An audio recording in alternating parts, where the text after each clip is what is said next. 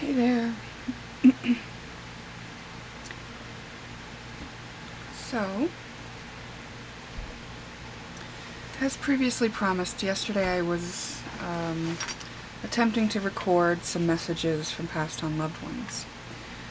And I actually grew a little bit uncomfortable with the first one that came through just because of the reason that they died. It was so controversial, and I just didn't want to go there. And just then, my sister-in-law showed up needing my help to babysit. And so, per usual, she saved me.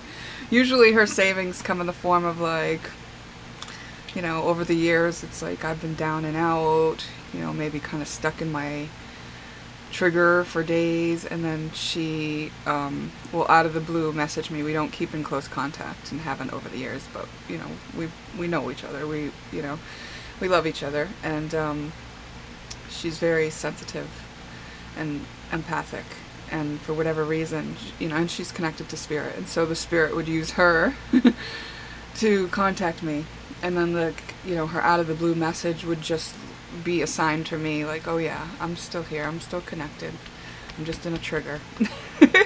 So it's kind of cool that way how she rescued me in this other way yesterday. But I will go back to the messages from passed on loved ones, maybe later, maybe tomorrow, I'm not sure. But for now, let's do more shadow work, okay? Which you already know if you've clicked on this video, we're doing shadow work today. And this morning I watched like a 2-minute video by David Feinstein, who is Donna Eden's husband. And if you don't know about Donna Eden, she is a pioneer of energy medicine, and she offers so much for free on YouTube and on her website, and it's definitely worth looking into. And so something that David Feinstein was talking about in his video, it was how does energy psychology work? And he pointed out that the reason that energy psychology works, which is moving energy while you're mentally working out something, through tapping the meridians, he said it's because there's just a tempering that happens. Like, you're basically tapping into that, to borrow from language that Amanda Flaker uses. She's another great one to look at on YouTube, but the fault line. So you're tapping into the fault line of the trigger, and then just like tempering out the energy, integrating it in, taking your power back, really. And then I realized that it makes total sense, especially if you're not able to move energy quickly, that we implement tapping into this process. Okay? So that's what we're going to do in this segment of shadow work. We're going to tap out our points, and I don't know, I didn't like go refresh on which tapping points to do. I just know what, I can just remember, you know. I learned over the years and have used tapping at various times, sometimes more than others, sometimes I'll be more intense with it. Sometimes I'll use different points, and I haven't done it in a while. So, I think it'll be helpful. Actually, I can't say that I haven't done it in a while, because I haven't done it, I've done it at different ways at different times, and most recently was probably like a month ago. I was doing tapping on my head to move energy there. So, it is really effective. It's very helpful, and I think if you want to know more about it, it's worth looking into. There's different sites and people talking about it, like just EFT tapping. You could look up faster EFT. That's a really good one. He has a method to just like move energy very quickly. And then Donna Eden, of course. Whatever you can find about tapping is, or just knowing your meridian points and tapping them yourself, you know. Okay. Oh wow, this shell is broken. Okay, we're going to use the shells for our piles.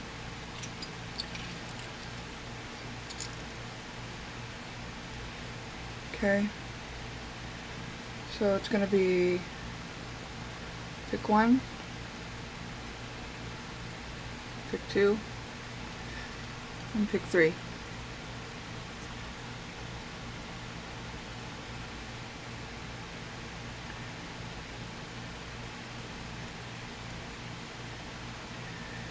So you want to take your time, take a deep breath, decide which of these shells, which of these picks has a message for you. And we're going to be doing shadow work, so if you're not familiar with shadow work, I would like you to pause and look that up too. Find out what you're getting into. I really do want to advise you that this can be triggering because we're tapping into a shadow. And a shadow is something that we hold in our energy body in our unconscious. So last time I did this reading, it was really tapping into some very foundational operating system kind of shadows that didn't really seem like they would be triggers, but more in the operating system. So that was very interesting. So we're just gonna follow the lead of spirit, you know, per usual. But it is very important that, first of all, I'm not trying to replace the care of your doctor or counselor or any professional that you may be seeking the help of or need the help of. And I encourage you to have a support and to have that if you need that. I think that this is something that is for people who have been doing shadow work, who are familiar with this process. Because what we're actually going to do is we're going to identify the place in the unconscious that's ready, the next one that's ready to be understood. Now when we have something in our unconscious, you know, it's there for a reason. And when we are ready to know it, that's when it comes up. So we're looking to go to the place that's ready to be seen. And then once we go into this, we're going to understand it, and then we're going to come out of it. We're going to put ourselves into the integrated state of now having that in our awareness, in our wholeness, with full acceptance for it. Now, a lot of times the reason something gets pushed to our subconscious is because we initially disown it in ourselves.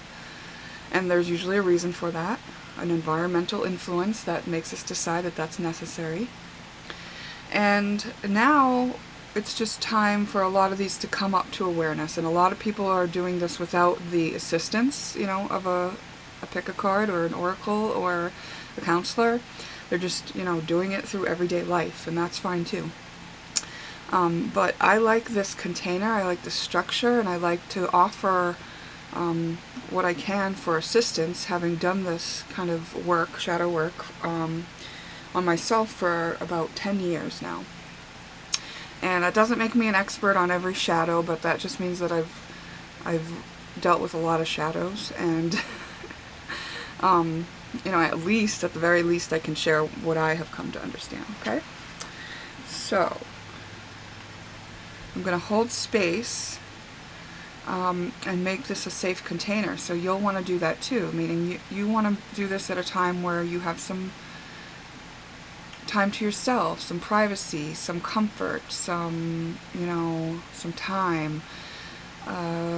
This is an investment in yourself, and this is a deep dive into your unconscious. So just think about that, you know. If this is something that's uncomfortable in your subconscious that you've been unwilling or unable to see because you couldn't understand it until now, it may be uncomfortable as you become aware of it, okay? So there may be a little bit of discomfort with this process. That's normal, that's part of it, and it's okay to cry. You know, crying is a way to move energy, but we're going to tap, which is going to help us move the energy, okay? We're going to move it a lot faster this way when we're tapping. And these are just some of the points we're going to be tapping. If you want to use your own points, that's fine. You can just follow what I do. I'll do it with you, you know, while we're doing this. And that may make it complicated for me because part of how I do this is to feel. And if I let it go too quick before I can express it, you know. So there may be points where I slow down on my own tapping so I can hold the space for the feeling to explain it and articulate it long enough, and it wouldn't be inappropriate for you to keep tapping through those points. Okay? And what was the other thing I wanted to say? I wanted to say that if you find this, too uncomfortable, if you don't want to do this, if you're not ready, it's okay. But don't leave yourself in an uncomfortable, triggered space halfway through the process. If you've come into it, if you've let yourself be into it and activated into it, if you can stick it out with us, we'll get you through to the other side. Okay? And we're facilitating this through our highest selves and our guides. Guides, angels, ancestors, those that are guiding us, along with the part of our consciousness that is with the biggest picture view. So with that in mind, it's not going to be easy for you to be led into something that you're not ready for, okay, even if it is uncomfortable. And what is a trigger? A trigger is something that it's a loop of energy that you keep experiencing. So something triggers you, something sets you off, something activates you into the loop of energy. And you recognize it as like that same reaction that you always have to that thing. Okay? And the reason this happens is because initially when that thing happened, when that thing was pushed to the subconscious, it was pushed there because you were not able to fully understand and process something at the time that it originally happened. And so it gets stored in the energy, and then it is presented again in your journey, further along in your journey, when you have more knowledge, more confidence, more, wisdom gained. And you have another chance to understand it. And if you can't understand it then, it gets thrown ahead for another chance in the future. And so some of these are coming really rapidly now, right? It's like you're getting a chance every day to handle that thing because it's so loud and so in your face. And sometimes when we've suppressed it so long, because it is an energy that's kind of stuck in a pattern, it can cause illness in our body because it's trying to get our attention. And our body, if we need to deal with this thing, if it's like time, if it's been time, if it's overdue for time, our bodies start to shut down and reflect that stuck energy, and that's so that it gets our attention. So that's so that we take the time for ourselves to be in rest, a restful state where our awareness is all that we have, because we've stopped distracting. Even when we're in illness, sometimes we can still be distracting. Because these are just patterns, These are patterns of behavior that are difficult to break out of without understanding them. And so we're just going to go for understanding the ones that are ready to be understood. Okay? And so after this happens, like that pattern won't happen anymore. When you fully integrated it, it won't happen anymore. Now it's very possible that some of these triggers, because of the method that we're using, we'll only get a layer of them, or we may not get to the root cause. But that is possible for you. It depends on you, how ready you are, how able you are to go into that energy. And that's individual. It doesn't mean, how good or bad you are at this. It means what your life plan has in store for you. Like maybe there's only a layer of this that's going to come off, and then that same issue is going to come up later with an even deeper understanding that can be had at that time, and maybe you needed to have it for a little bit longer, or however much longer, so that you could serve a purpose for someone else or activate someone else on a level. We're all kind of working together.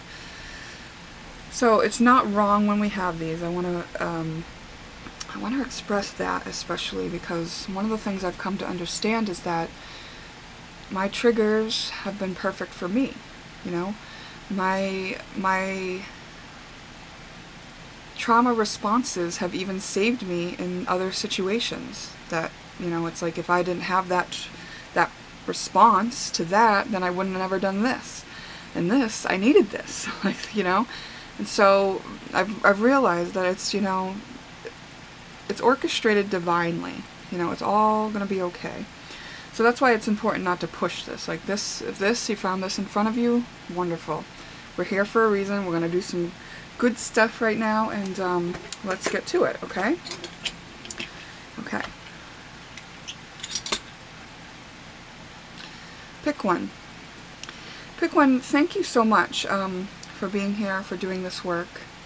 And I want to be sure that you did watch the intro, or at least have a very good understanding of doing shadow work and what shadow work is. Okay? I'm just showing you the shell in case it kind of activates anything in you. It's kind of interesting right there. I mean, I don't know what that is or what caused it, but it's like the shell kind of has this shape in it.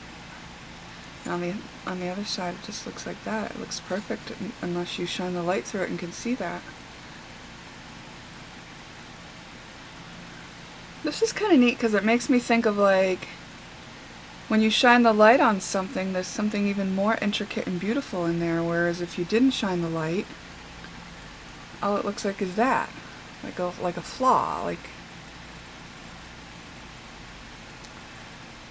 I don't know what that is on the shell, but it's like some sort of deformity in the actual shell's formation. Like it formed next to coral, or something got broke away. Yeah, it's really neat. Okay. And I don't know exactly what kind of shell that is, but I found it on the beach. I really like it. And I can't wait to go back to the beach to get some shells. Let's ask Spirit what's the situation that triggers pick one? What's the situation that's triggering pick one? Patience. Difficulty in having patience with cleaning or something that isn't cleaned up. Patience with messes. Patience with cleaning.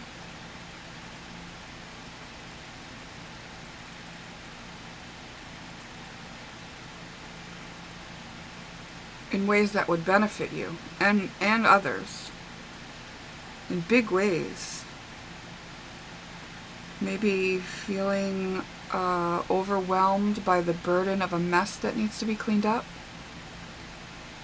Knowing that the mess being cleaned up will benefit you and others. And not having the patience for it, wanting to get it done all at once. But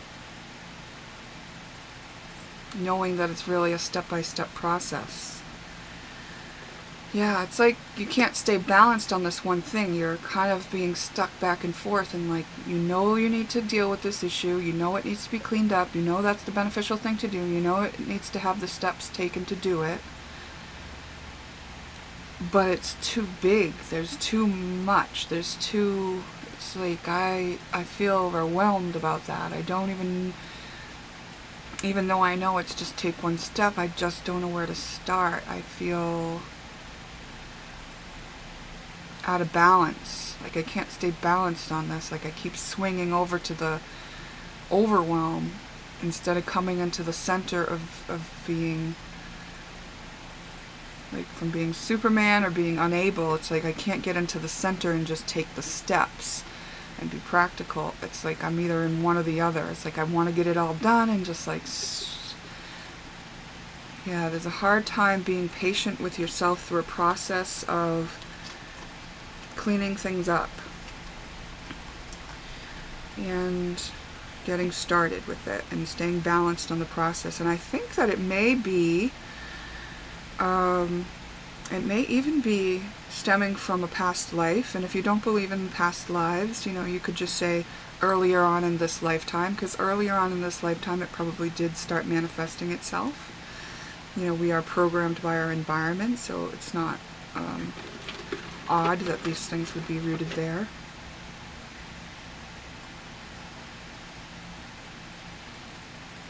There's some wisdom to be gained about this process. Like, you're Your soul wanted to understand this. Like, you're having this experience because there's something that you're gaining, some wisdom that you're gaining about this process. So you may feel very frustrated.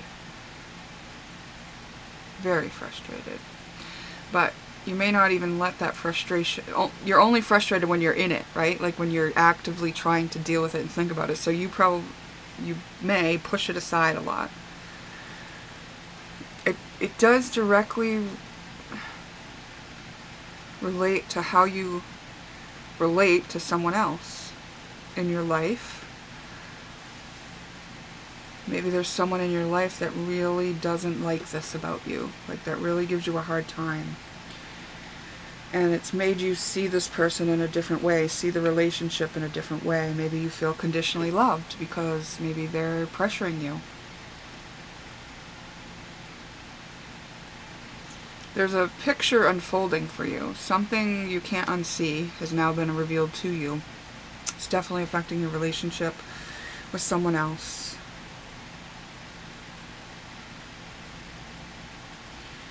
The tension is showing up in your relationship. So maybe the pressure that you feel is actually coming from outside of you. Yeah. Okay. Now, if something is showing outside of us, it's usually a mirror of something that's in us, right? So perhaps earlier on there was someone else in your life that put this kind of pressure on you. Like maybe when your room got really messy at home, your parent like put pressure on you to clean it all up, but it was too overwhelming. And now maybe you have a partner that's doing the same thing, or a child or a coworker that wants you to, clean up a shared space or something of the sort.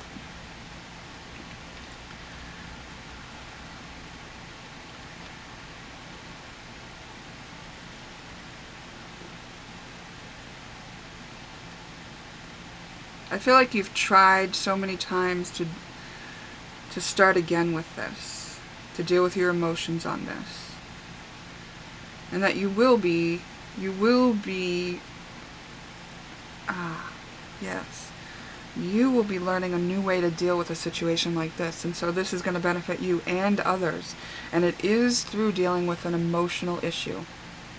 There's something in the emotion. So how do you feel when this person is putting this pressure on you?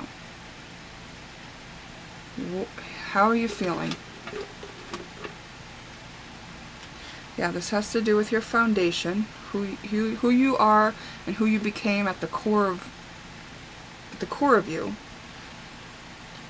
This person is in soul contract with you. They might seem domineering, kind of unfair sometimes, controlling, like an emperor, like the boss. Might be your boss. Yeah, it might be your boss. Just get a couple more of these and then I'll switch decks. Yeah, so eventually you're going to have gratitude for this person and the role they've played. Believe it or not. There's a plan in this. Your soul is following a plan. And it is overdue. It's like, it's time. That's why it's so loud right now. That's why it's kind of in your face and like you can't get away from it. It's because it's time to understand this and maybe let that person go. Maybe let that whole dynamic go. Maybe the purpose that person was in your life serving has now been completed. You learned a lot of patience through this, I think. And it's going to change the way you show yourself to the people who know you and the way the people who know you see you. And not only that, but the way the world sees you, and it's going to change your career, your reputation, your social standing. Wow, yeah. Okay. Oops. I'm going to open this other deck. That was my, astrology oracle that I was using. So I know you can't see them, but I'm just reading old energies, you know.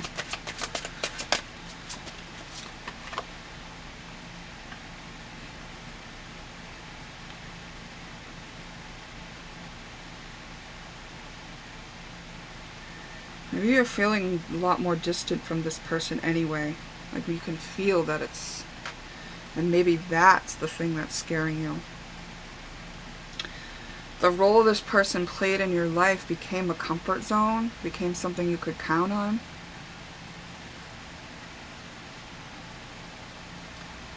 And what has that taught you? What does that mean for you?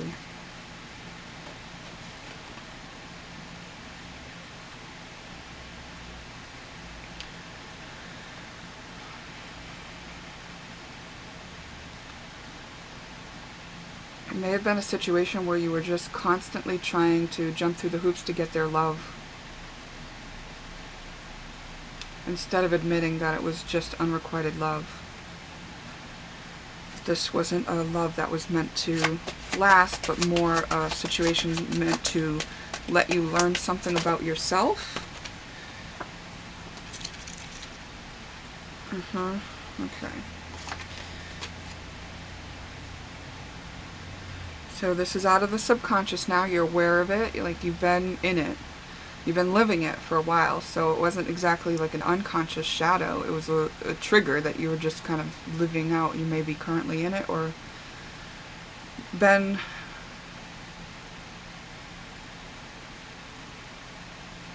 always in it.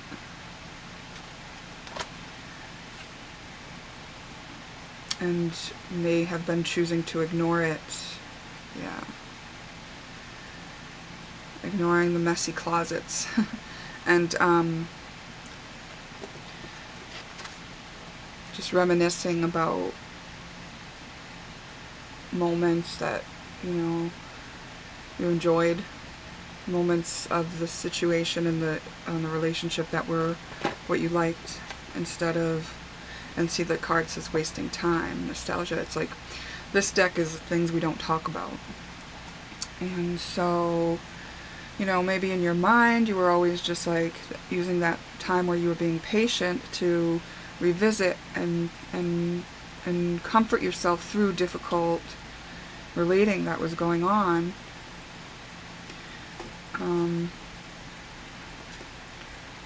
Through nostalgia, through reliving moments that you did enjoy, maybe finding the reason to keep this going when actually it's an expired soul contract. This person has served their role in your life. Okay, I really feel for you right now, you know. I'm holding space. Let's get this energy active. Let's tap. You can tap where I'm tapping. You can tap your own points if you know. You can feel where the tension is in your body, wherever it may be. It could be your solar plexus, your heart. Wherever it may be, you can tap there. It kind of feels good to tap, right? It does for me. I'm just tapping around the back of my neck and then to the base. And then right where the spine meets the back of the skull, the temples. These are some other good ones. The thymus. Oh, you feel that energy moving? That's good. It's good stuff. Right here under the brow line, that's one that Donna Eden talks about a lot.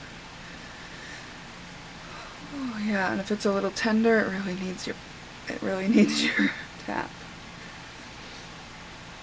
I'll have to find out what that meridian that is, because I feel that. Oh, this makes me want to stretch and stuff. Just gonna take a moment to do that. Okay.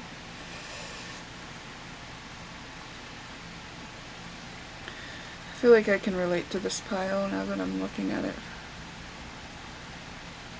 It's like the mess that you're cleaning up might not be a literal mess, but there very well may be a coordinating mess, like a messy closet. Something you didn't talk about. People wouldn't necessarily know about it, but it was still there in your energy. And like maybe this is more of like it's a relating dynamic. So, you know, maybe it's a relationship dynamic that you weren't even able to talk about.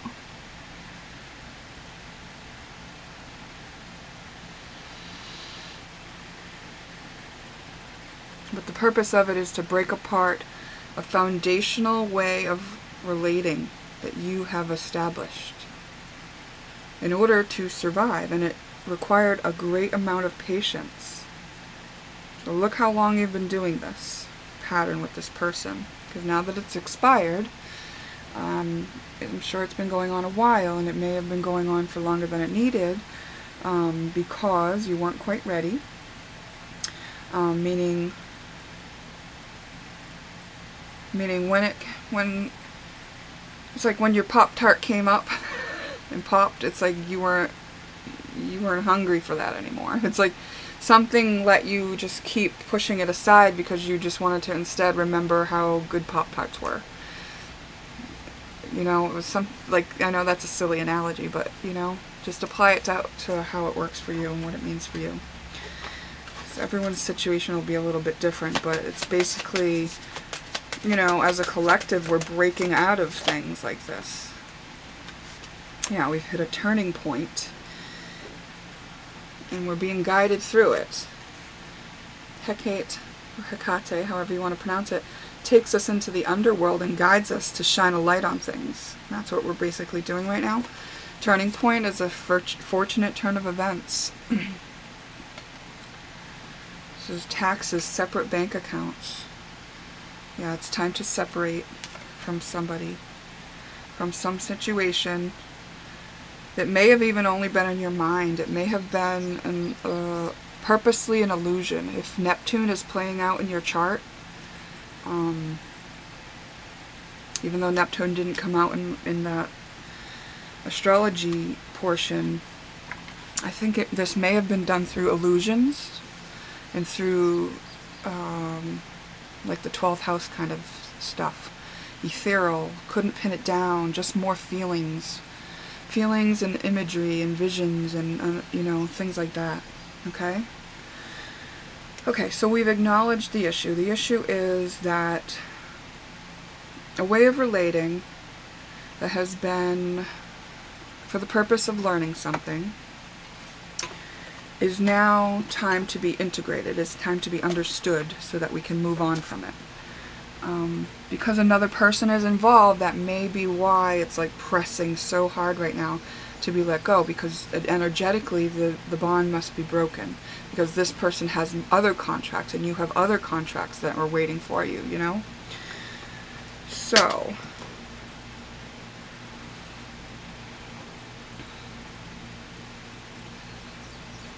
I'm going to assume that you know who it is or what it is, whether it be a boss, an actual person, or an etheric person, or etheric influence, like a guide that was kind of treating you in this manner. An outside influence, an ancestor, or something that was putting pressures on you etherically, and that you chose to ignore. So we're acknowledging that there is a soul contract that is expired. We're validating that it was important for us to have that because we are learning something about ourselves from it. What are we learning from this, Spirit? That's what we need to know. What are we learning from this situation? That if we sleep on ourselves, then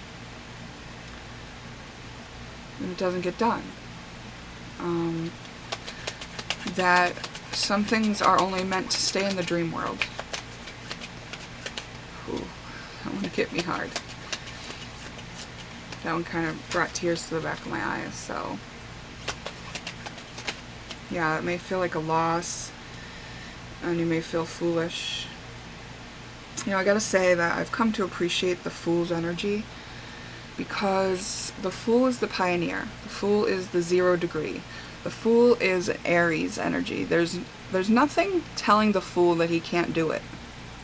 So the Fool has the best chance of succeeding at something new, because he doesn't have any doubts and he doesn't have any experience that's going to give him doubts. He just goes for it. The Fool can get a lot done. The Fool can go where others can't go. The Fool can say what others can't say. you know? The fool is willing to learn by making a mistake. It's not really a mistake, you know? How can it be a mistake? You're a pioneer. The only reason we tend to think these things are mistakes is when we've been parented through punishment and reward. When we think the stakes are so high to make a mistake that we'll be humiliated or our egos will be crushed or laughed at, and if that's actually happened to us, then that can cause doubts. But the fool doesn't care about that. You know, you went into a situation as a baby. It's not a bad thing, right? We're all babies. We're all, like, we're on Earth school. We're here to learn. So,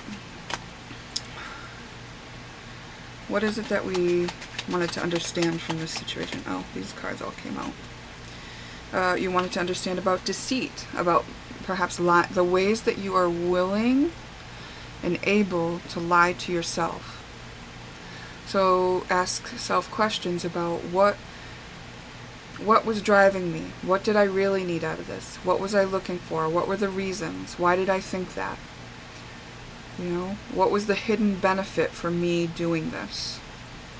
You know, if I was doing this, what did I not have to do? What did I not have to think about? If I was being nostalgic about this situation, if I was just in my memories and in my dreams about what could be, what was I avoiding?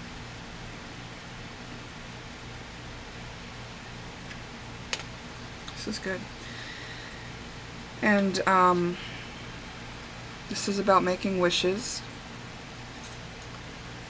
And this is a difficult one. So it's like, what did you want to understand? You wanted to understand about careful what you wish for kind of thing, I want to say, in this situation. Careful what you wish for.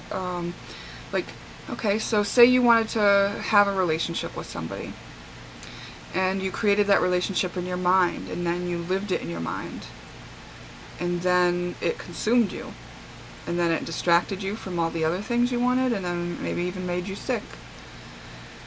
And maybe you got your feelings hurt a lot. And then maybe the lesson, what you wanted to understand is, like, careful what you wish for. When you include another person in your wishes, they do have free will. They do have their own agenda, and you did have a plan with them on, you know, on a soul level. Were you operating from a soul level?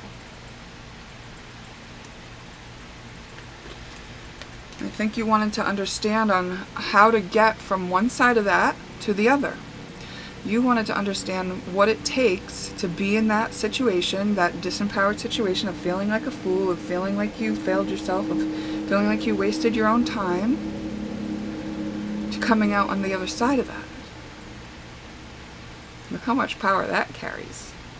Your soul wanted to do that. Your soul is a pioneer. Your soul doesn't mind playing the fool. Your soul doesn't. You're human, your ego, the part of yourself that doesn't want to be wrong because of all the fears and the things that come along with that. That part might not be loving this. That part is the part that may be crying right now. So continue to tap out. If you're feeling all these energies, you know, give them some room to move. You know, continue tapping throughout this whole process, okay? And, oh, look at this. You wanted to understand your worth. Like, maybe after all of this, you're going to be okay with the fact that you took that risk. Because if you knew if you didn't, that you'd always wonder. The amount of energy you put into that, you know, may have been spent worrying and wondering if you hadn't, you know, what would have happened. And you've also been learning what is worth putting the risk into. What's worth putting the risk into? Is it worth risking all of my time and energy on somebody else that you can't control? Ooh. Yeah, because looking outside self, I'm getting like a dizzy spell right now. Let's move the energy.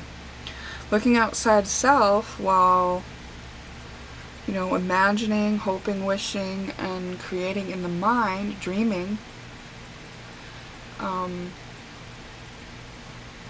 is totally distracting you from getting those things that you're trying to get outside of yourself inside yourself. Like, you can give them to yourself instead of involving this other person. Because if you think about it, if this other person wasn't really ever present, not in the way that it was supportive to you, not in the way that you needed, you do it yourself anyway. It was like they were training wheels. It's like you kept training wheels on in your mind while you took the steps to get free, to be this on your own, to give it to yourself, because you were giving it to yourself. You were just filtering it through another person. It's like maybe you were giving yourself like an indication that there was like a parental unit that treated you the same way you perceived this person treated you.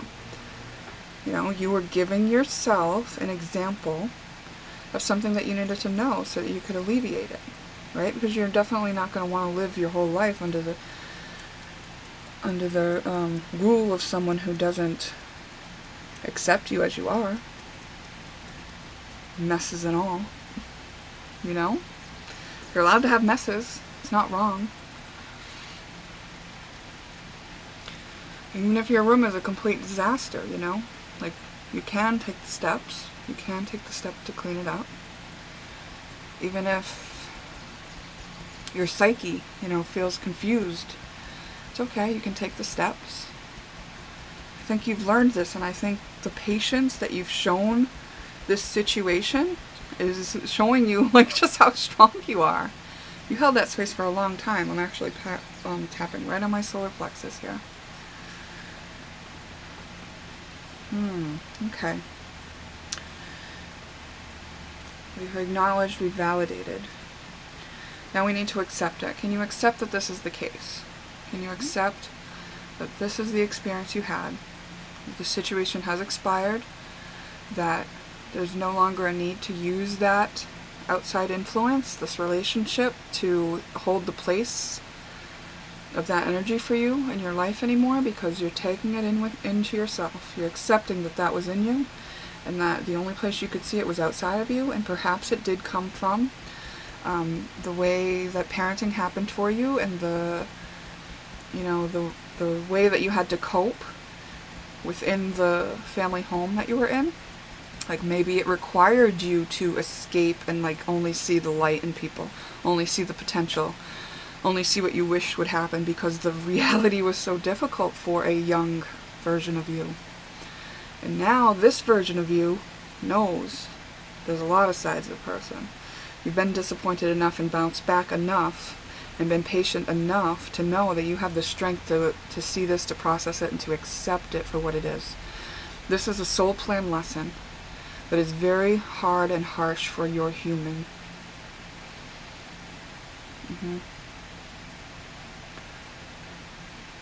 So that part of you that feels those ways needs your love. Okay? Like, love the part of yourself that feels foolish. Love the part of yourself that was willing to take a risk. Love the part of yourself that wished for something that wasn't that good for it.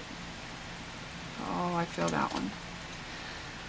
Yeah, love the part of yourself that wished for something that wasn't that good for it. Wasn't that good for you. That's just a part of you that was in a misunderstanding, that needed to make sense of a situation that didn't make sense. It's so human to want to make sense of a situation and make something right and to build it up in our minds. It's actually, we're powerful creators. And I think you may have learned that through this process. But it's like, you know, is that what you want to keep creating? Or do you want to create something new that you know, now that you know that you're such a powerful creator? No?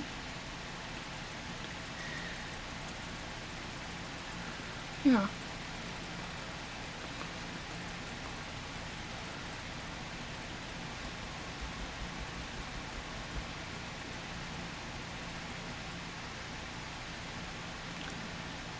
Okay. Well, pick one. Okay. So it's important to be with and love those parts of yourself. Radical acceptance of this situation, this part of yourself. You know, Accept it for what it is. It's difficult. It's sad for that part of you. But you're not just that part of you. You're this whole other part. You're this whole other parts. You know, there's a bigger picture view of you that can handle this now. That can take this and parent. Like, you're essentially parenting that part of you that is a hurt piece of your child. Your inner child is hurt. And this was how it showed itself to you. And this other person was in a soul contract to help you see it by agreeing to take the projection. They agreed to take the projection, but that's all it was, is a projection. It was actually an energy that was in you. And if you thought they were going to rescue you and turn themselves around, it's actually you. It was you the whole time. They were just showing you parts of you. So whatever you thought they were going to do, even if you thought that they were going to like constantly berate you and disappoint you, that was you. That was you showing you what you were doing to yourself. Okay? And those parts of you need love. You know? The part of you that is willing to berate yourself, and the part of you that is willing to look for a hero, a rescuer. The part of you that's looking outside of yourself for what you need. Because now you are capable. And you have proven that to yourself. If you are now able to look back at this process, which is a long process, I believe. Okay? Yeah. Well, I'll pick one. That was beautiful. Thank you so much for being here, for doing this work, and for spending your time with me. Okay? I will see you next time. Okay. Whew.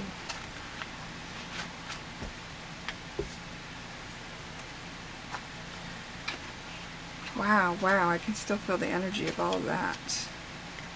And I am going to just clean these up, clear the space. I know this video is getting really long, which means it's going to take a long time to upload, but that's okay. We're going with it. I know I talked a bit at the intro.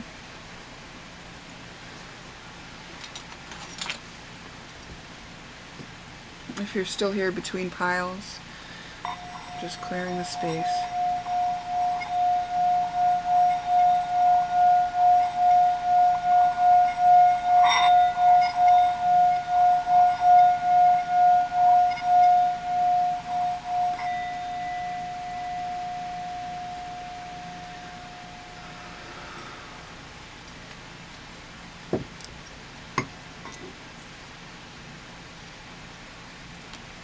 Pick number 2. Hi, thank you for being here. Pick number 2. I want to start by just making sure that you watched our intro, okay? Because we are going to be diving into some deeper issues, and there are just all kinds of things we need to preface about doing shadow work. And this is really for people who are aware of and understanding and doing shadow work, okay? And it is important that you take this seriously and use your own discernment, okay? Because we're going to dive right into shadow aspects, and those are things that could be uncomfortable.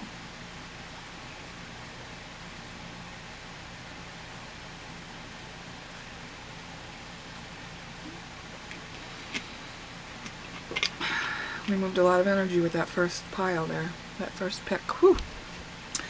So I've cleared the space, rehydrated. Please do stay hydrated. This is a process that does require us to stay hydrated. Okay. And, you know, we're going to tap through this. So throughout this process, even if I'm not tapping, you can keep tapping. You know, keep tapping the meridian points. And I'll try to do some with you while we're doing it, but I don't want to move the energy too fast so that I can't read it. But wherever you feel tension on your body, tapping will be beneficial. You know, because this could be stored in your body somewhere. And let's just get started. Whew. Let's do our cheekbones here to ground.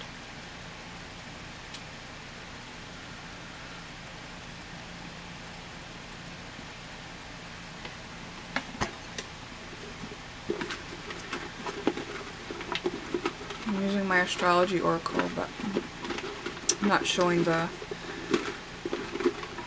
energies that come out really. I'm just laying them on my table here to tell you. Okay, what is the situation that is, well, that is triggering to pick number 2? I'm gonna need some more room. A lot came out, so let's get in to this. I'm just realizing that another table wouldn't have been a bad idea. That'll be fine. Could have to do with pride in children. I'm not going to say more than that until I look at more. Pride in children.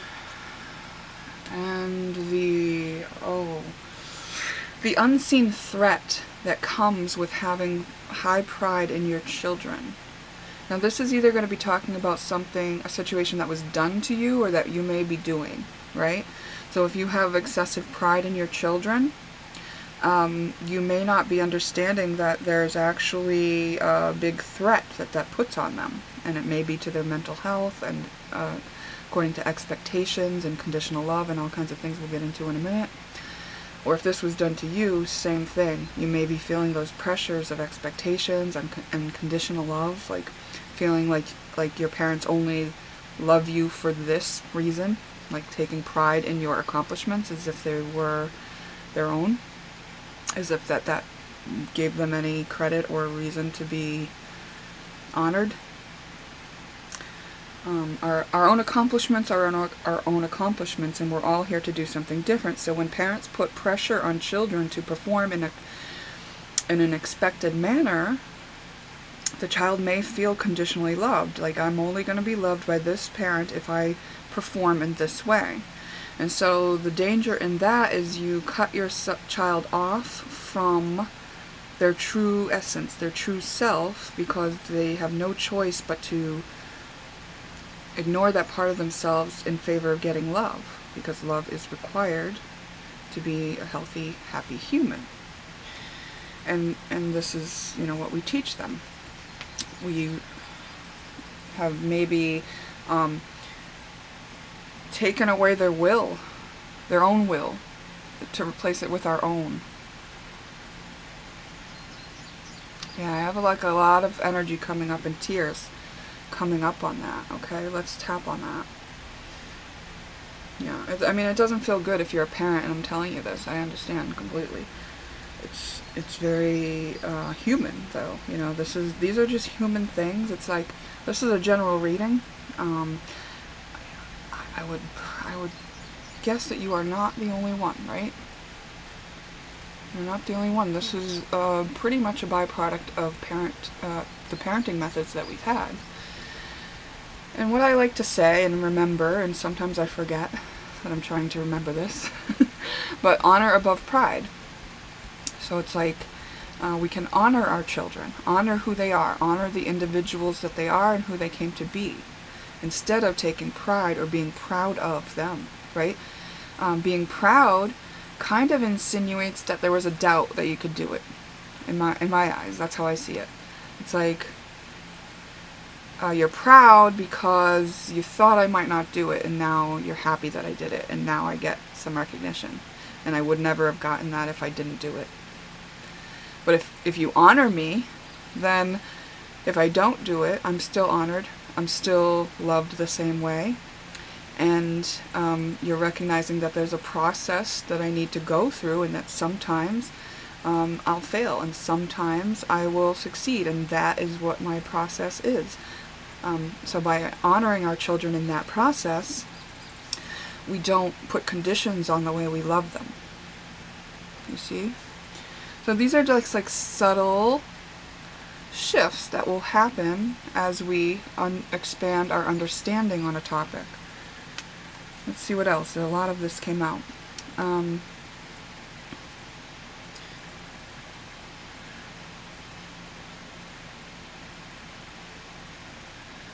Yeah, it's like maybe everything on the surface seems and looks good, like it's working, like it should work, like Like, there's been no abuse, there's been no toxicity, there's been nothing overt that said, like, this was a bad thing to do. But it's kind of like just the will, your free will, you know, your desire to, your agenda, created this weakness. And it probably didn't originate with you. Usually we're passing along our environmental assumptions. But I believe this may have met with a lot of opposition. Yeah, I bet you had a child that defied you at every turn. Like, maybe you had, like, children that went along, and then a black sheep or something. Like, you know, like one that just would not conform. And kind of, you know, butts heads with you, or goes in the opposite direction of what you expect. That's part of this, to show you that there's a flaw or a misunderstanding in the operating system. Because, you know, healthy, happy children come out of a home, right? If a home comes out, you know, if the home produces unhappy but healthy children, like, there's something there that can be understood better to improve upon, right? And it's not like that you have one bad seed in the bunch. That's not how it works. It's just that there's a whole dynamic, and I don't know if I'll need to get into it. If I do, I will in this reading, but there's a whole dynamic with the black sheep that happens. Yes, I guess I am going to go there. Okay. Black sheep in the family. Say there's one child that doesn't fall in line with the expectations, right? A lot of times what's happening is, energetically, other members of the family are projecting onto that one person. The dynamic in the psychology texts and stuff, it can be called like the designated patient. It's by virtue of the way that we have learned to relate, and that way of relating is something we are evolving out of as a culture. Okay, so it's not wrong that this was the way it was done, but now we're looking for ways to alleviate our misunderstandings and our discomfort. So that's why we're coming to the place where we can understand this, okay? Because we want to. Because we understand that there's something missing, right? Okay, so when this black sheep, which may, I'm not gonna, like, we don't have to keep using that label, like, you know, when this person that won't conform is there, and then, like, everybody, like, maybe the other child wanted to not conform either, but they were too scared, and there wasn't that thing within them that allowed them to go the other way, right?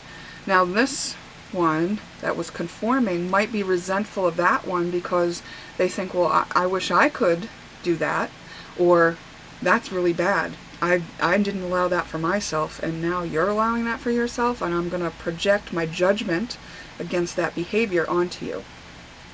The parent is also projecting their disappointment, you know, that there's no conformity. Like, well, why aren't you conforming? These other children conformed. You know, here's even further energetic burden being put on the person who won't conform to that. Now really, just so you know, energetically, from that bigger picture view, this person that won't conform is in a soul contract to actually be the one to break this pattern apart. Because having that person, I think Teal Swan explained this, I don't even know if I watched her whole video on it, but when she said it, I was just like, oh, perfect. And it was that this person puts a choice point there for the family. Here's a person who doesn't conform to what you expect and want. Now you have a choice. Do you love that person or not? You know? And a lot of the family members end up putting their projection of judgment because this person didn't go with what they chose and didn't allow for themselves. This person is doing the thing that this person wouldn't allow for themselves, and now projection happens. I have a video up that says, like, how to take your power back when you didn't even know you were giving it away. And that is a good video to understand this concept that I'm talking about. But in this situation that we're looking at, it's important to know that, because you don't realize that. You don't realize the detriment that can happen when this dynamic is going on. This puts immense pressure on this person that is going against. It's like something in them, it's their soul, it's their contract to do this, won't let them conform, won't let them go that way. They just can't, okay? But meanwhile, they're feeling the pressure, the energetic burden of all those projections from the people that they love most in the world. And it hurts. It makes them feel sad. It makes them feel misunderstood. It makes them feel unloved.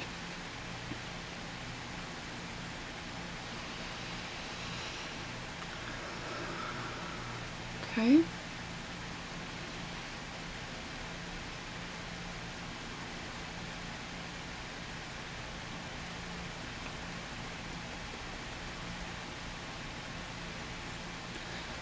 I never tapped my throat chakra before, but that's interesting. If you know where your meridians are, just tap on ones. Tap where you feel discomfort in your body, or tap where I'm showing you. These ones are main meridians. I talked about where I get these points in the intro. Okay, so now, if you are feeling overwhelmed by all of this, I think that you are now kind of taking all this in, and like maybe you've always been taking this in and always kind of feel overwhelmed, either by the situation being done to you or doing this situation. You can feel into other people's feelings. So when somebody is opposing you, when that child is opposing you, or that family member is opposing you, you feel that, it hurts. And when you're being opposed as that family member, it hurts, you know? Like, so this empathy and this reaction can go both ways without understanding what's causing it. Okay.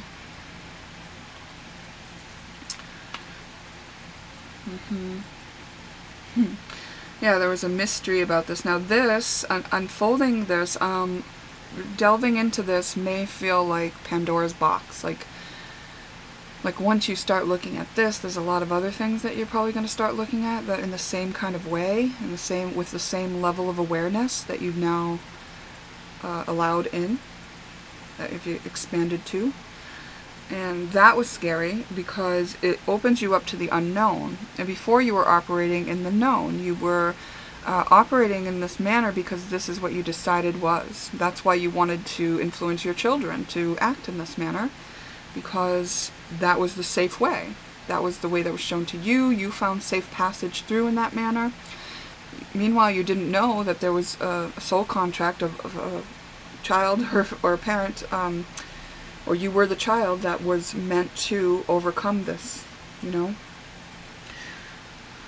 Yeah, it is a responsibility that you have had, and you likely will, it's something that you have communicated about. Like maybe you've tried to address this so many times. Maybe you have a lot of talks. Maybe you have pep talks. Maybe you have reassurance talks. Maybe you have I'm disappointed talks. And a lot of people maybe didn't believe you, and just were skeptical of your views, were not able to take in that view. It was kind of like this is kind of like if you were the child, this was you were ahead of your time in a way. Yeah, you pioneered this way. You pioneered this way to break out of this pattern, like ahead. So everybody around you may not have really understood this.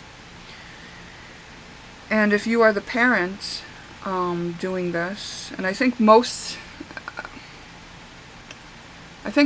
are actually the children.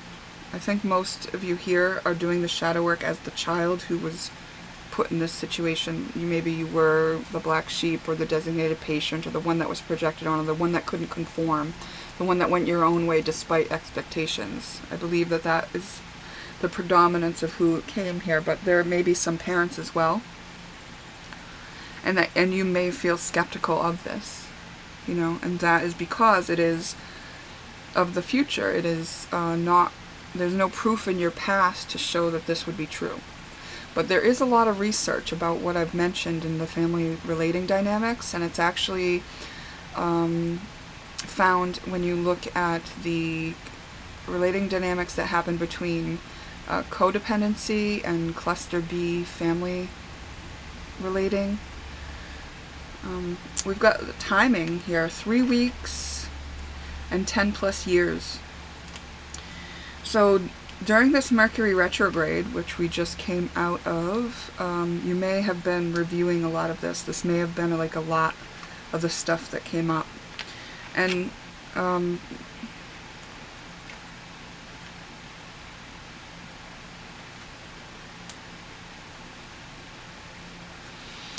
there may have been a certain level of deception involved in this, and involved in around the way that you were handling it, and around the way that you were being in service. So, like, as the parents, like maybe you were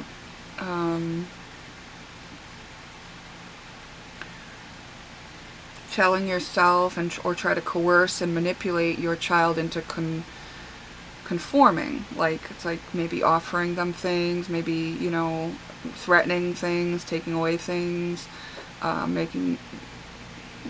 taking away your support to try to, you know, coerce the outcome and behavior that you preferred. Or if you are the child in this situation, it may have felt like that, right? That was happening to you.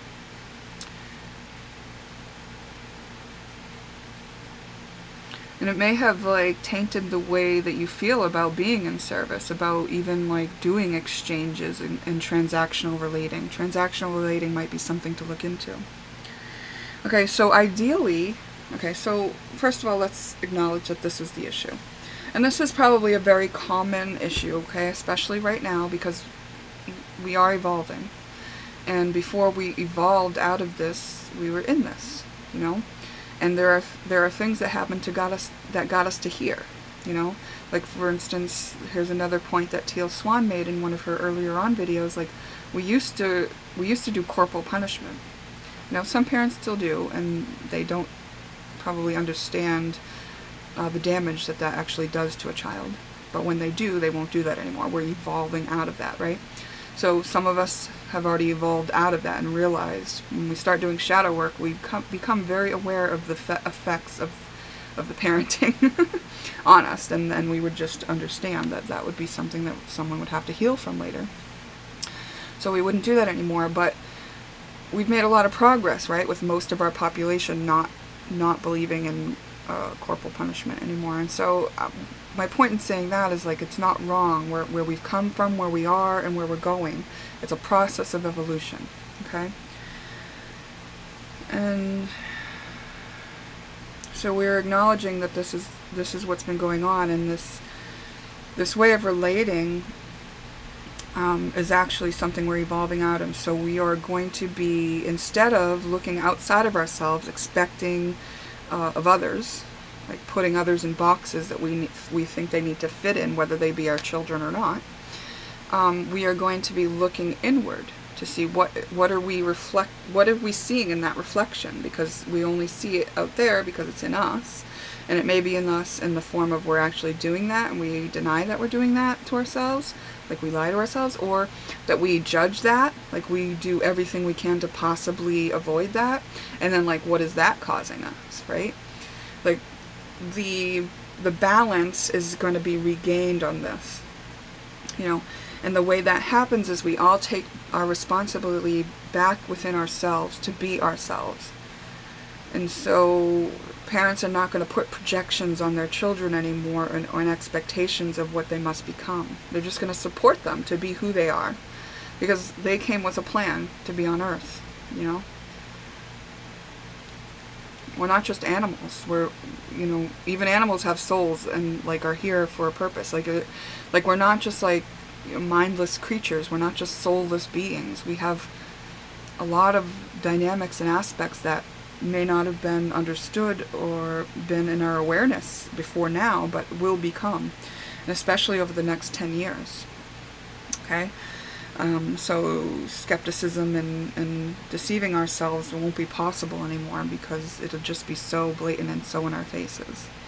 Okay, and that'll change the way that we are in service. And when we are in service, I believe it'll be from our heart and from our filled up, overflowing cup that we've filled in ourselves. So, whatever it is that we expected of our child, look at what that served in you and then give that to yourself. Like, you needed to be proud of something, do something you're proud of then. And you can't do things that you're proud of just expecting other people to be proud of you. Do things that you're proud of because you're proud of them. And if you're the child in that situation, like, you weren't getting what you needed, so now you are invited and welcomed to give it to yourself. I had to clear a pop-up that came on my screen.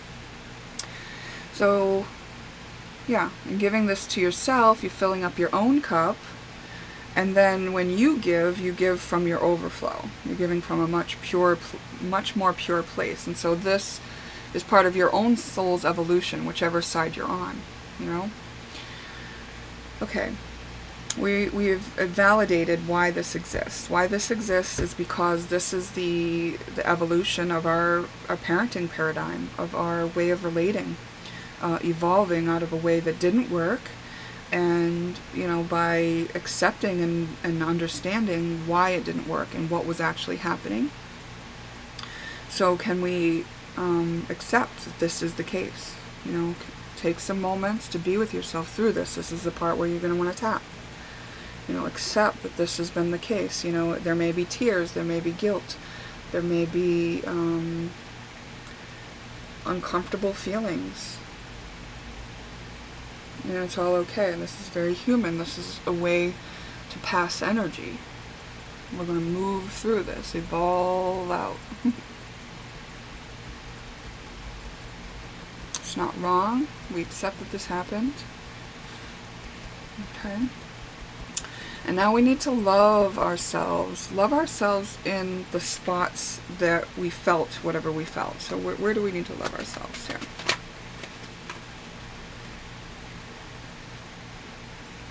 Love ourselves in the mirror of whatever we see outside of ourselves. So if you see something in someone else that you don't like I see my sibling is breaking the rules and I don't like it. Can you love the part of yourself that doesn't like breaking the rules? That part needs your love. Say you judge your parents for expecting of you. Can you love the part of yourself that judges people that expect of you?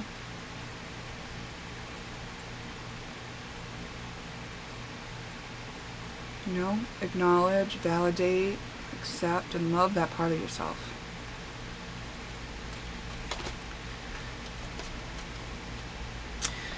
Accept and love the part of yourself that's angry at this happening, that feels like this was unfair, that feels like this was a setback, that can't see yet the wisdom in this, that feels like a victim to this, that feels out of control now that this is the case.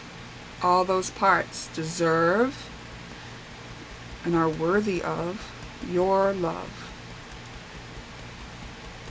Can you accept that there may still be parts of this that you won't understand? That this is just, it's kind of like Pandora's box. There's going to be more and more.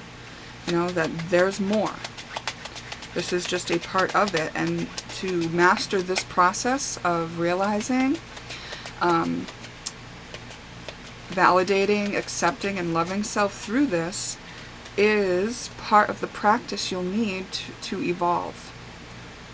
Because there's a lot more to evolve than just this. You can apply this method to anything that comes up, really, that's uncomfortable, that you see in someone else. Yeah, accept and love the part of yourself that can understand why this is happening. Exactly, there's mystery in this still, the knowledge, the wisdom, it's so big, right? It's so big, there's just more, and it's like we walk by faith, not by sight. You know, there's something more and bigger orchestrating this for us. Our souls had a plan here. We're working through something that we wanted to learn. Yeah. And can we accept and love the part of ourselves that feels sorry? Sorry that we expected this of our child. Sorry that we didn't believe in ourselves as we were doing this, that we may have lacked self-worth as we were the one being singled out and we were the one who couldn't conform and we were the one who were not accepted. We may have disowned those parts of ourselves within ourselves, and those parts need our love. Accept those parts back into us. I'm sorry to my own self for not believing in you. You know, that was just a mirror of the parent that wasn't believing in you. Okay? You know, we're not giving birth to little cookie cutter versions of ourselves. We're giving birth to beings that are their own beings, who may be wise beyond us. and hopefully are, right? And honor whatever being comes through us. Like, wouldn't we want to just honor our role in that, and like keeping them safe and guiding them for safety, but not conforming and forming them into who we want them to be, but letting them unfold into who they are meant to be. You know, letting them learn through the consequences of life, rather than punishing and rewarding, which is actually a way to breadcrumb and gaslight our children. It's a difficult thing, but it's something that I've been realizing lately through my own discoveries of how I saw my own parenting, my own experience of being parented with this awareness that I have. I was like, oh, you know. So we acknowledge, validate, you know, why that happened, and then validate how we feel about it, like accept how we feel about it, and then love the part of us that feels that way. Okay? Alright. So you may want to sit with this longer, be in silence, you know, go over this again for yourself. Really take good care, but it's really about just accepting and loving all those parts of self, all the experiences you had, and the apologies to self and to each other. Like, if you are a parent that has parented a child in this way, you may come to a point where you want to apologize, you know. And you can't apologize with the expectation that you'll be forgiven, you know. Apologies come from the filled up, overflowing, healed heart. And that way they're not done for the purpose of getting anything. Love is where we give, not get. So if we are giving to our children with the expectation that we get their loyalty, their commitment, their compliance, then that's conditional love, and that is going to get the result of what conditional love gets, which is, you know, an imbalanced relationship, which doesn't feel very good. Okay? So all it needs to be is balanced. You don't have to agree on everything. You just have to accept each other for who you are. Accept that different people have a different view. Different people have a different soul plan. You know? It's just what it is. Even if you give birth to someone, it doesn't mean that they have to be tied to you for their life. You know, it'd be nice if they could be, if they could count on you, right? But maybe their soul plan needed to feel what they've been through, right? Okay. Thank you so much for being here, for doing this work. I honor you. I honor you, this process, and your willingness to go through it.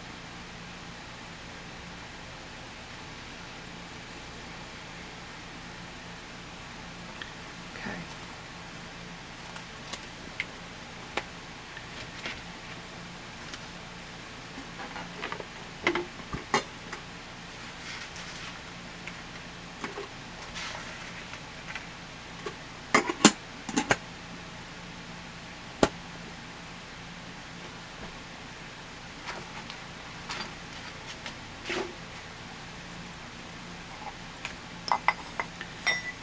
Just clearing between.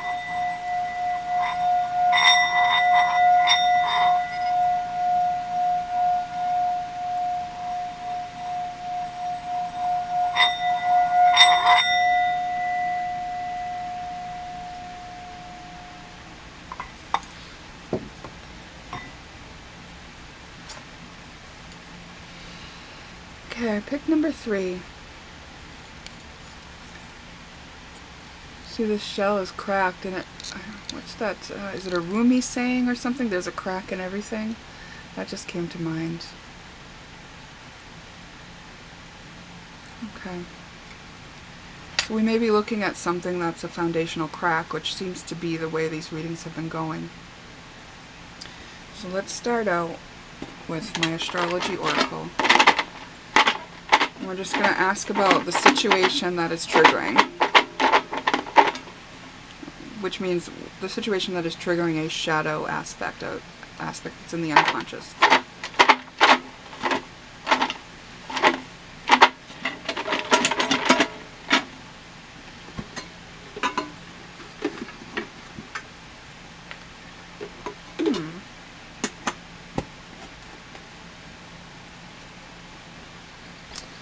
Alright, I don't know how this is going to work. I need to look this up. Elpis.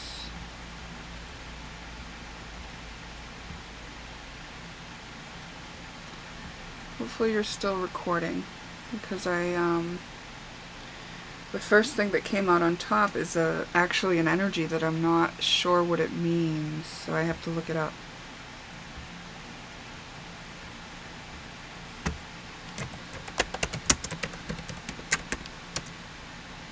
So, as far as we're concerned here, this is, we're venturing into new territory, unknown territory. So how does that feel? Okay, Elpis, in Greek mythology, was the personification of hope. She was the last spirit to remain in the jar after Pandora unleashed the evils. Okay. Oh, yes. Now I remember. Okay. So what is the situation that is triggering? It's hope. This is very interesting because sometimes I say we don't need hope, we need faith. Hope keeps us in the vibration of always hoping for that thing, wishing for that thing. If you're in hope, it's very helpful to get to hope if you're lower than hope. If you have no hope, if you're in fear, terror, stuff like that, like pride, hope can be an important step, right? But if you stay in hope, then you're always in the vibration of wishing for something. So you attract and you experience what you are. So if you're always in the vibration of hope, then you're always going to be in the vibration of wishing for something. It's 11:11 a.m. right now on 6/25/2021 when I'm recording this. So interesting. Okay. That's my understanding about hope. I don't think it's a bad thing, I just don't think it's the highest vibration, but it can be very useful. Oh, and you may be using it in a brand new way, so a way that other people aren't using it. Like, you may have a different understanding of hope.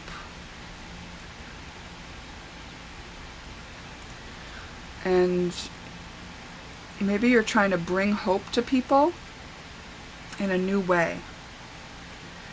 People that maybe didn't have hope.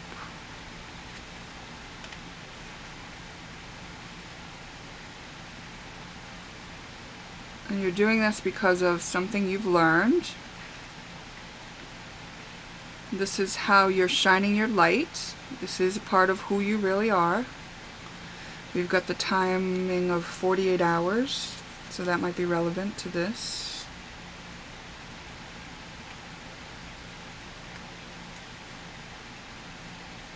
Now I've got something else to look up. Very interesting, very interesting.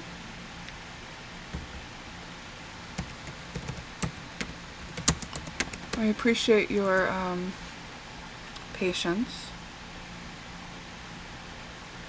Okay, so you're nearing a full potential on this thing that you're doing.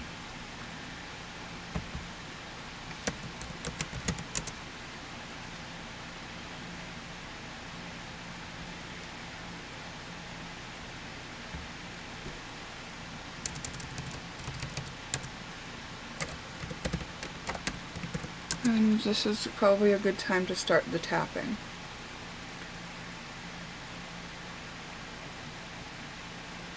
I feel like the trigger might be this precipice of victory.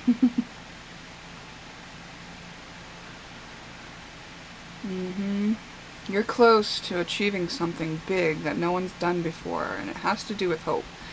And, oh, yes, I think you're going to be graduating from hope to faith. It's like, while you're hoping for this to be the case, it's just still wishing and wanting. When you upgrade to faith, you're there. It's like you're very close to succeeding in something, balancing something out, shining your light in a way that you learn to shine. It has to do with what you can commit yourself to. Maybe downright marriage. And like, but commitments, unconditional love. Yes, unconditional love. It has to do with unconditional love. And how that works in the psyche.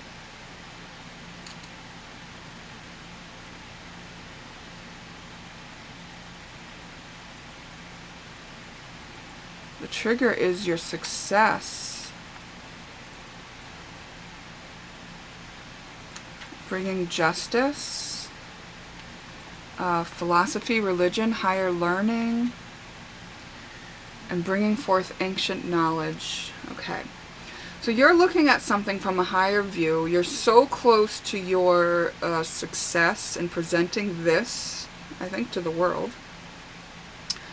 At least to wherever your reach is when you shine your light.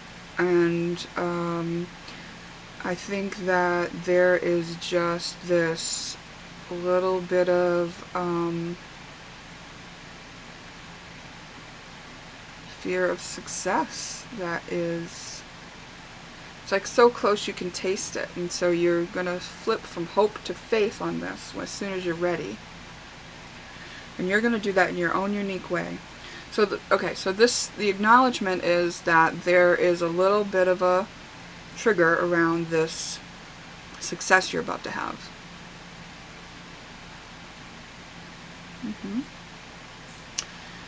Okay, let's validate why it's there.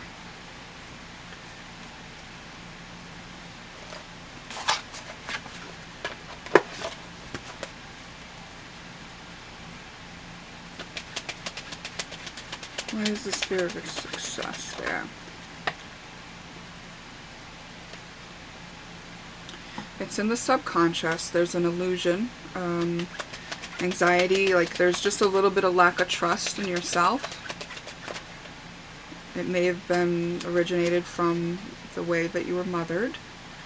Not that we're blaming our parents, but you know.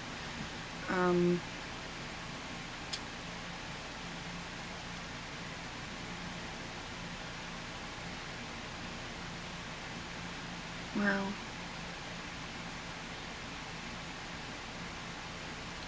the responsibility, the what success is, the bigness of it.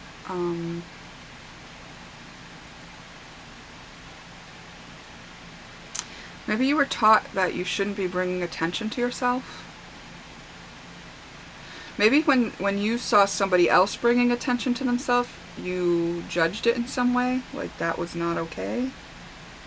Oh, it wasn't okay to take the spotlight for yourself? Was there a... And who are you to deserve this great, you know, life without worry and everything that you ever wanted?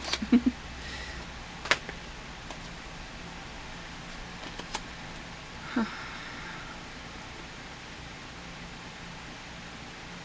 Think you've been used to being alone a lot? Being with yourself, not being affected by other people? Oh yeah. Having to... I don't know if compromise is the right word, but adjust to outside influences that will now be affecting you. Yeah, you're about to open yourself up in a way that will expose you to influences that you haven't had to deal with before. This success comes with maybe long distance travel, maybe, yeah.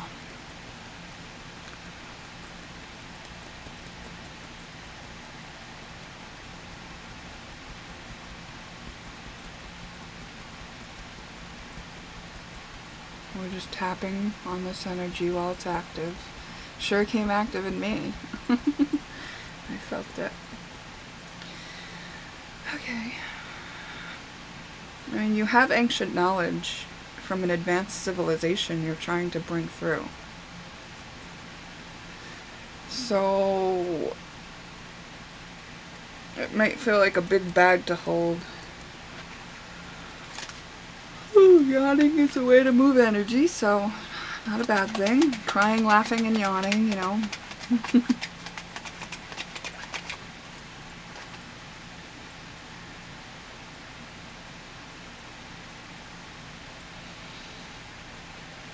There may be like a worry about being financially stable. Maybe you're tying this into your financial stability, this thing. It's like you're trying to monetize it, maybe.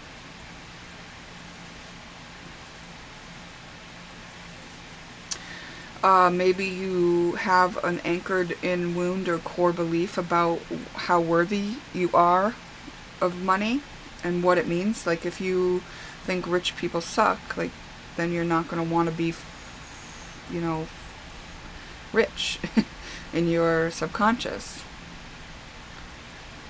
You know, like a judgment or something of that, or worth. Like if, like maybe you don't feel worthy because of a whole, you know, generational thing of having financial wealth.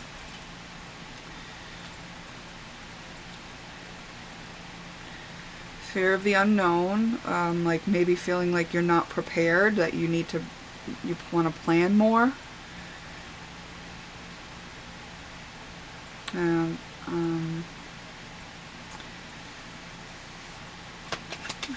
Not feeling like in alignment with this part of yourself fully yet. More justice is coming up. Justice came up twice. This is at the root of it.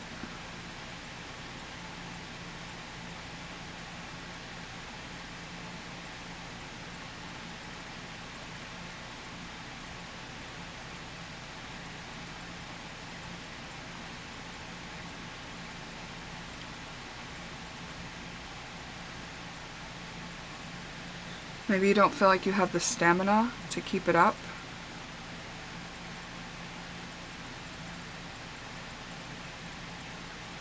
Doing this feels like you'd bring yourself justice. Something about balance, fairness. Oh yes, perfectionism. You want to get it perfect. You keep planning and planning and planning and then not taking the step out of hope into faith. Because you're still trying to like work out the details. Okay. So we've acknowledged that. Now, when I want to ask like why is that there, like I already know it's like because this is the way, this is your belief system. Like these are the things left in your belief system that are keeping you from that. But it seems like you are well equipped to look at the higher meaning of a thing, you know, and work through this. So it's like those things that we've talked about, if it felt true for you, those are the things you want to look at, and those are the things you want to go and do your shadow work on, right? Which is acknowledge, validate, accept, and love the parts of yourself that felt those ways. Whew. I guess I'm going to need a nap after this. Can we just get a root cause? Is there a root cause that we can access on this?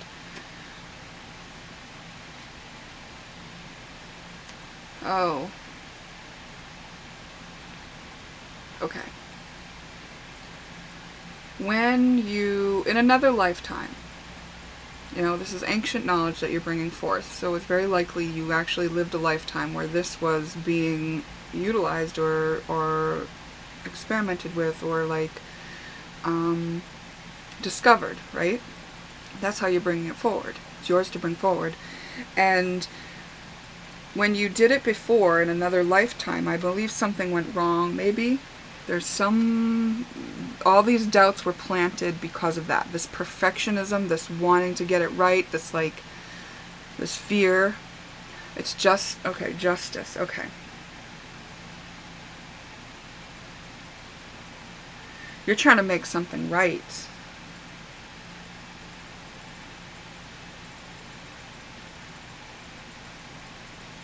You're trying to make something right from another lifetime. Maybe it had caused damage, but I don't think too much. I think there's something great here about to come through you.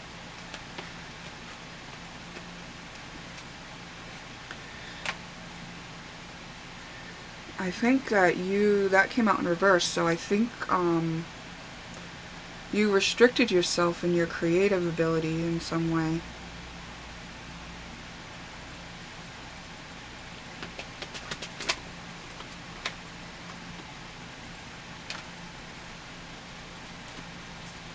You didn't allow something that you need for this project, you didn't allow it into your life. Could have been faith.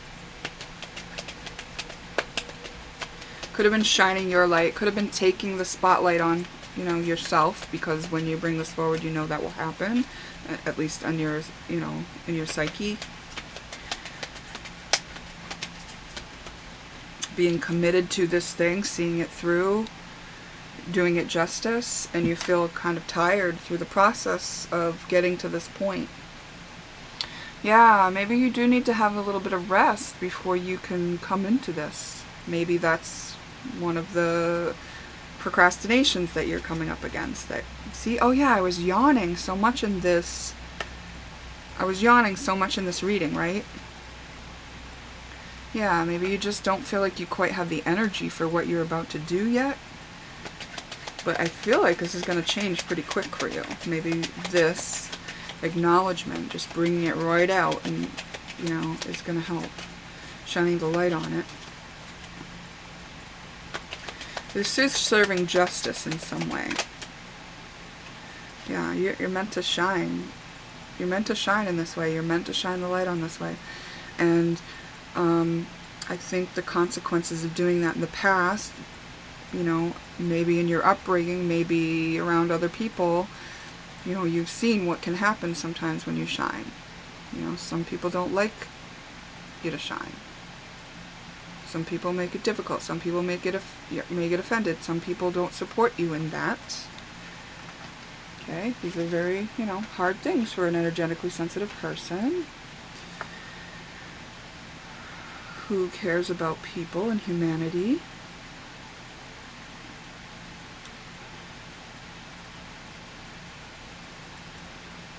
So these are valid concerns, and we know the reasons, and the reasons are varied, and it looks like there's maybe different things for different people, or a few different things. Pick the ones that you realize, through this process. And can you accept that this is the case? Can you accept that there's something you're going to do? It's going to be great. A wonderful victory. It's going to help you and others, and it actually serves as a great justice. Can you accept that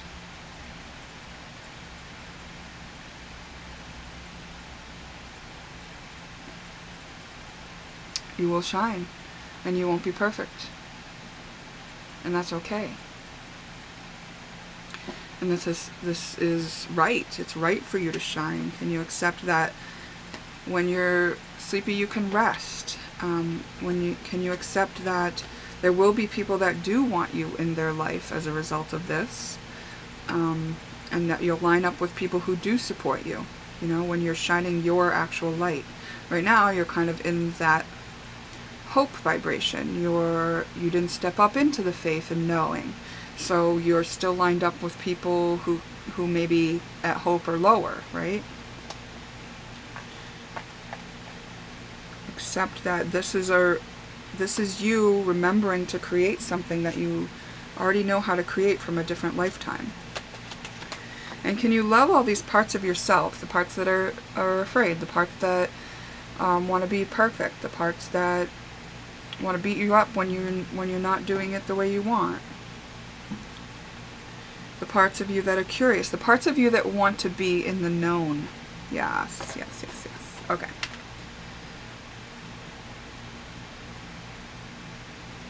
There's a part of you that just wants to know. That perfectionism part of you wants to know exactly what you're getting into and how it's going to go, and that's why you're trying to make it perfect. And maybe you've blocked yourself in creating the actual thing because it brings you into the unknown. Because last time in another lifetime it didn't work out, so this time it's gonna work out, and you don't know what that means.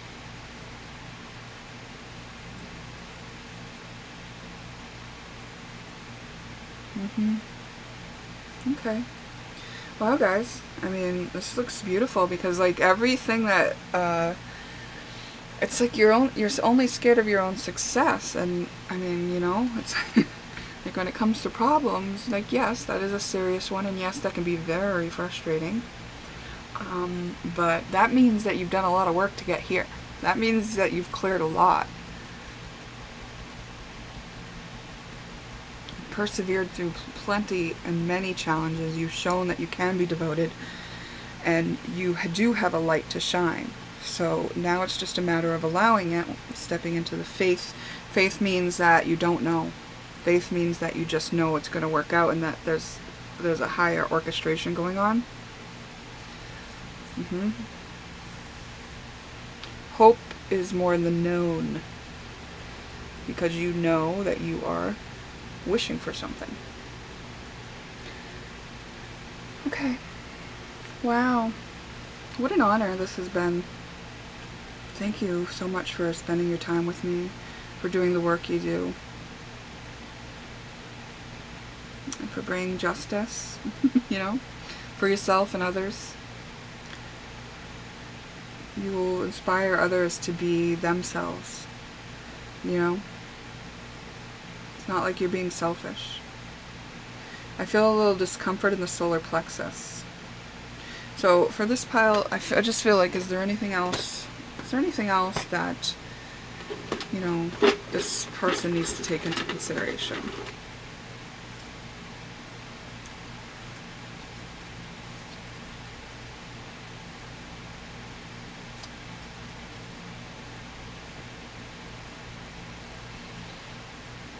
The fear of disappointing a parental figure that may have pride in you, or having pride in this. Like, can you honor this creation of yours instead of having pride in it? Can you honor it as something divine that came through you, instead of egoically owning it as something to have pride in, right? Because that may free that channel for you, you know, and get your mind and your ego out of it, which is the thing that's been, you know, wanting to know. You know, it's your ego wants to know. That's the planning infrastructure that protects you. That's the only part of you that needs to know things.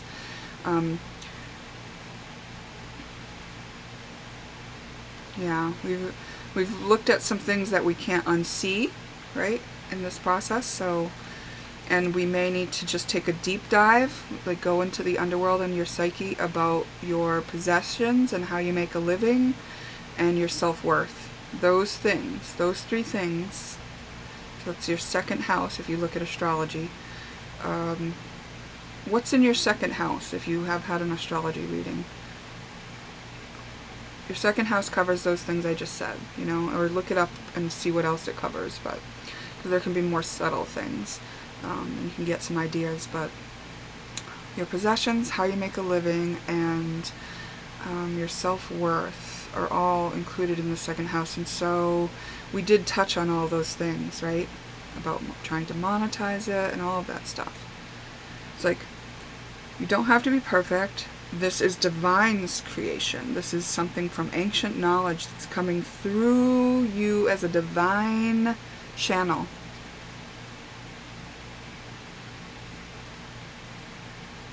So there's no need, there's no room for pride in it.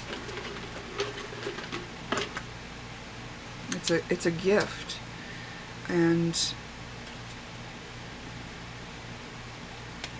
it's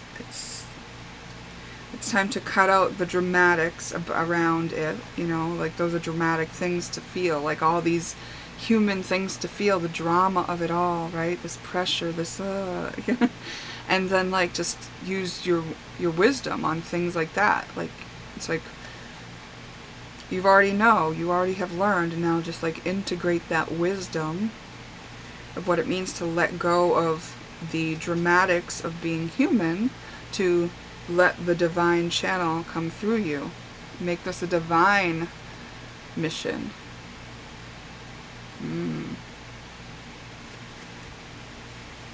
That feels nice. Yeah? Yeah. Okay. Wow. Okay. I know I already tried to say bye to you, and then I got some more cards, but wow, thank you very much. Thank you so much for being here. I appreciate your time, that you spent it to me, and also what you're doing here on Earth. So, I'm glad we went that extra 5 minutes, because that really did make a difference, I think. So, yeah. Okay, I'll see you next time.